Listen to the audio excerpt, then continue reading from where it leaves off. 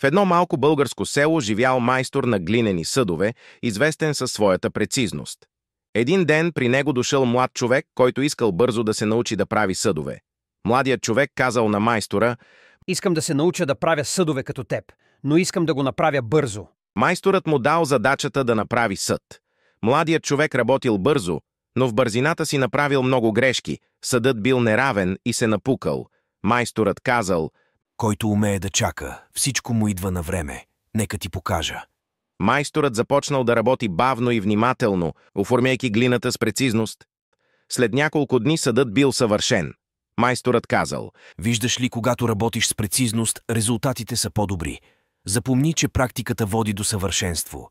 Младият човек разбрал урока и започнал да работи с прецизност и търпение. С времето той станал добър майстор и също започнал да прави красиви съдове. Тази история ни учи, че прецизността и практиката водят до успех. Който умее да чака, всичко му идва на време.